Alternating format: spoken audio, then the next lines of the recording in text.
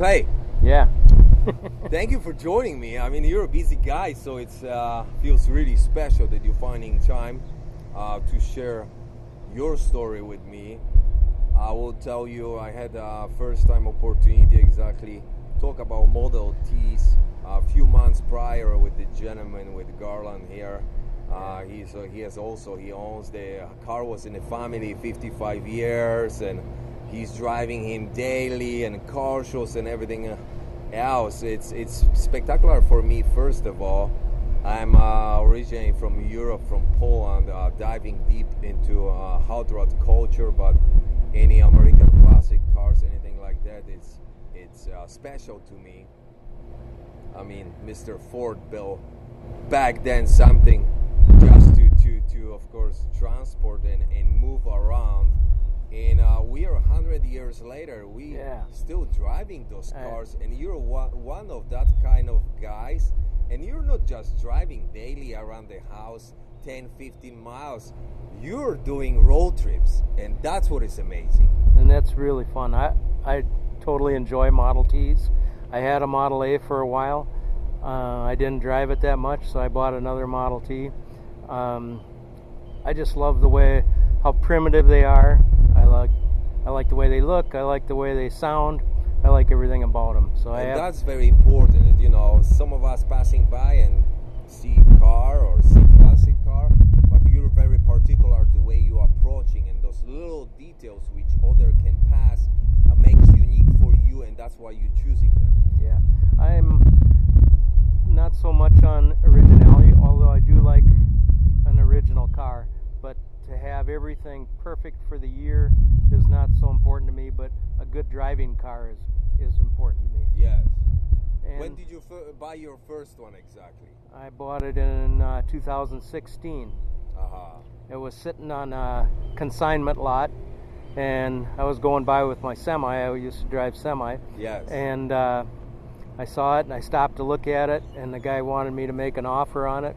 And I made a small offer. Yes. They wanted a lot of money for it.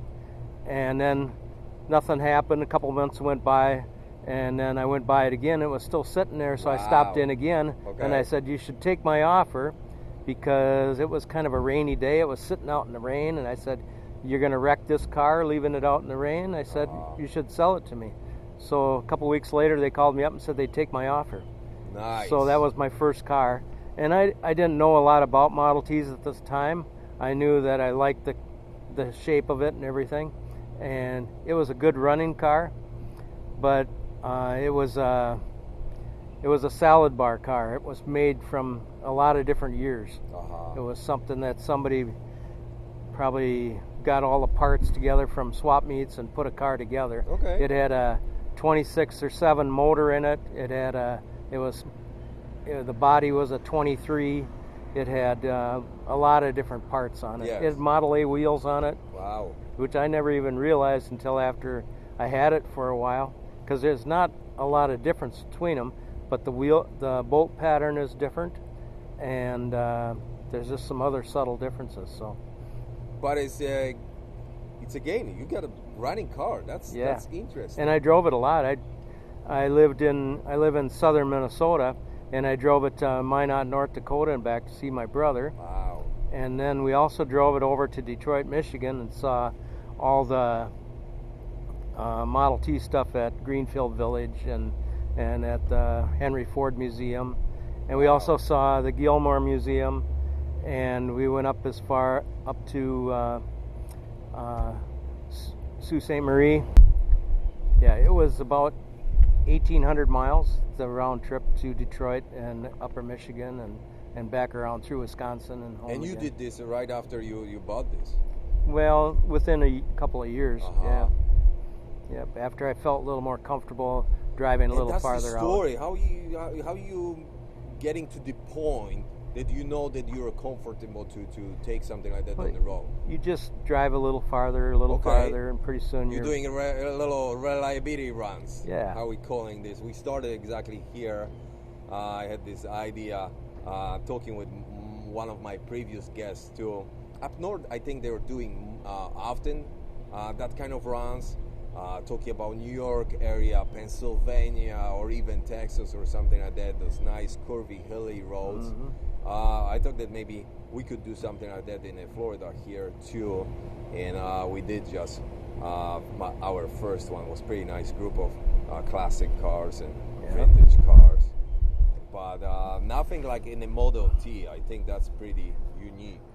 Well, I had a friend of mine that was part of my Model T club, and I was telling him I was thinking about driving out to North Dakota, and he says, well, it'd be a good idea to have two cars. And so I said, do you want to go? And he goes, yeah, I'd love to go. So we had he had a 1917 open touring car, and I had my 23 Roadster, and so the two of us went out there and back. That's and then fantastic. when we went to Detroit, the two of us went, plus we brought another father and son that had a 30 Model A coupe.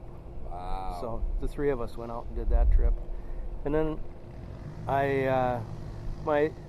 that car was, well, it was still a good car and everything, but there was the guy in our club that was kind of the go-to guy to get your car fixed and answer any questions.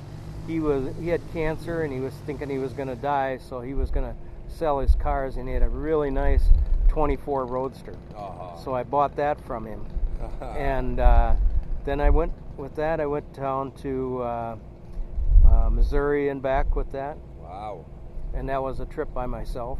There was a car show, a tour down there, a 3-day tour, the Show Me Tour.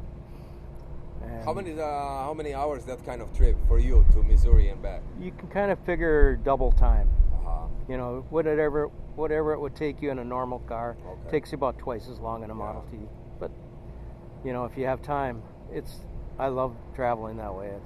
That's what is unique about you and about your choice. You going for that kind of trip? What are you taking? Any spare parts? Any wrenches?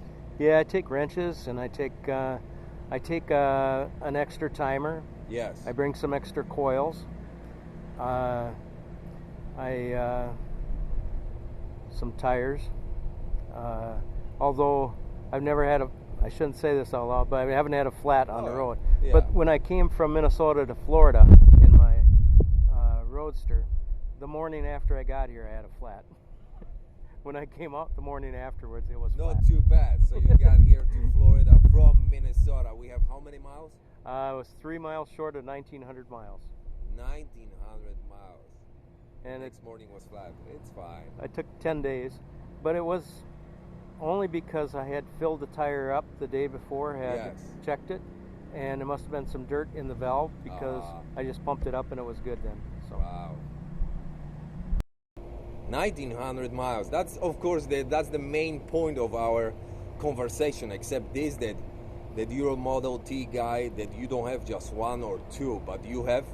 I have 6 Model Ts. 6 Model Ts. I mean, I think that, for me, that's one of the biggest collection I ever heard around, and I'm spending a lot of time around classic car guys and car collectors. 6 of them. Yeah, I started with one, and then after that was another one. Yeah, and they're just too good a deals sometimes. Yes. I have 3 1918s.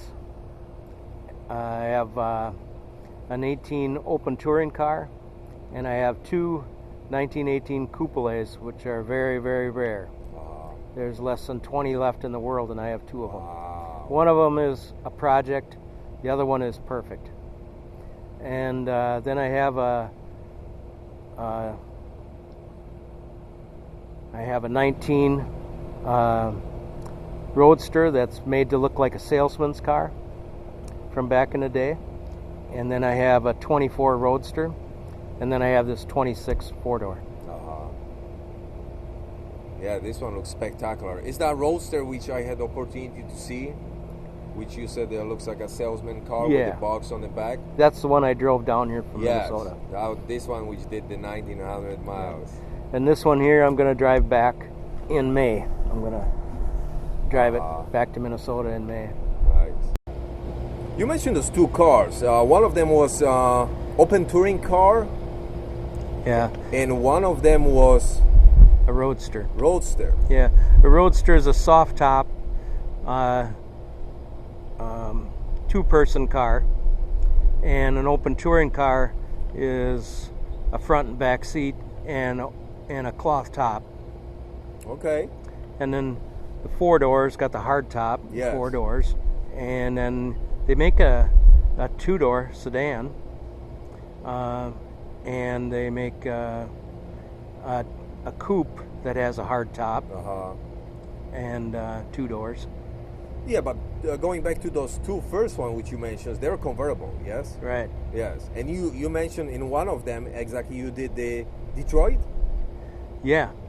That's pretty interesting. So you're right there. You don't care about weather or anything. You're shooting for miles for a road trip. Well, you can get, even though they're a Roadster and you have a soft top, I had side curtains. Okay. So you can put the side curtains on if it's raining. You don't get too wet. Yes. You get a little bit, but not too bad. Unique option with them, what I learned that they're always, you would say 2-door or 4-door, but they're not. They're always, it's like 1-door or 3-door. Yeah. That's the Model T story. Yeah. Well, Model Ts, most of them don't have a driver's side door. Up until they didn't start putting a driver's side door in a Model T until 26. Okay. And except for the Canadian models, because they shipped those overseas from Canada, they had and they put the steering wheel on both sides. They had driver's doors on the ones made in Canada. That's the little trick there. Yep. Let me ask you, we're talking about those different types and different body styles. Any favorites? I like them all. I was expecting. You know, I'm sorry, answer. but I do. I was expecting. I have just about everything. I have a coupe. Yes. I have a 4-door. I have a open touring car, and I have a Roadster. Two Roadsters. So. Yes. You know, I'm a equal opportunity kind of guy when That's it comes great. to Model That's Ts. great. You're not putting any of them on the side, so they won't feel bad too. Definitely. I mean, you know, having that kind of quiet collection, taking care of them, restoring them, keeping them in this shape, because that's also like that's a lot of work. And I appreciate as a car enthusiast something like that, and somebody like you who exactly has love for these cars. This that you're doing road trips, I mean that's very unique. And preparing right now again, you mentioned you're gonna shoot again from Florida to Minnesota, and this 4-door here, that will be something to see, something unique again. Yeah, I'm pretty excited about making the trip. Yes. I plan on doing it again in the fall. With another one down here. I have that 24 Roadster that I have is a really nice car. It's broke down right now. I had it on a tour out in Wisconsin, a national Model T tour, and I was coming down a real steep hill, and it was a long hill with lots of curves, and I was having fun. I was going too fast, and I got close to the bottom, and there was a half a dozen Model Ts making a left-hand turn down there, so I had to really get on my brakes, and I overheated the brake drum in the transmission and cracked it. So I have to pull the motor all apart to get at that, so it's a big job. I have the motor out, and when I get back, that's my number one thing that I want to get done is get that motor up and running. So everything you're doing exactly, you're doing by yourself too. Yeah, yes? I mean there are a few places in the country where you can take Model Ts to be repaired, but you know, it's so much better to do it yourself. Plus, so many you're into that for so many years. You got familiar with all of them. Yeah, I had my own trucking business for years, so I did a lot of mechanical work over the years, and I kind of like doing some of that. I rather drive them, but I don't mind doing the mechanical work. That's great, because what I would think, having quiet collection, having the taste and a unique approach, having once a while some issue which you're fixing them, you becoming kind of not just collector of them but specialist. Yeah, you really do. People could reach out to you if they would have any questions or issues or something like that. That's the knowledge which you know, it's nice to being able to find. A friend of mine just called me yesterday saying that he had one of his coils was buzzing all the time, and he said, that he remembered that I had diagnosed that in a car, but he couldn't remember what I had done, and so I was telling him how to repair that. Nice. Yeah. 6 of them right now in your garage. Normally I would ask, what's next? Are you shopping for the next one? And I believe you are, or maybe you don't have any pressure, but it's just if something would pass along. Yeah. I really don't have any more need for any more cars. Any unique body style, which there is something? I'm really, yeah, I don't know. I guess sometimes I think about a brass car. That's a car before 1916. Okay. But, or 16 and older anyway. But, you know, I don't like to polish brass. And I see how much work it is to keep one of them up. And I have a lot of cars, so I just as soon just keep a black car. Okay. Yeah, we're getting nice sun right now in Perfect. our Florida here. Beautiful Florida. I've had a wonderful winter down here. So yeah. But it's going to be great to get back to Minnesota too. Definitely. You have nice area here, a nice area here to cruise, to ride. I want to say thank you for joining me. Thank you for taking time. Thank you for sharing this story. Thank you for sharing your story and your passion for Model Ts. I wish you good luck with a road trip up north. Maybe you need it. Yes. No, I mean, you know, yeah. you're prepared for anything and everything, especially doing this, not since yesterday, doing this past 10 years. Maybe one day I will have opportunity to join you for some road trip somewhere. Yeah. Who knows? Maybe I will see you here somewhere on the road. Maybe I will follow you at least a little bit, because that's really unique. For me as a photographer to see something like that, that's great opportunity already for some photographs or even videos.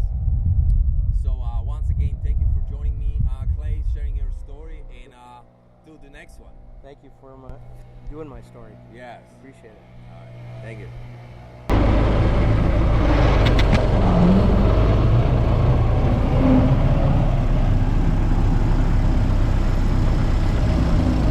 This car, the transmission's a little growly on it, but that's normal for a Model T.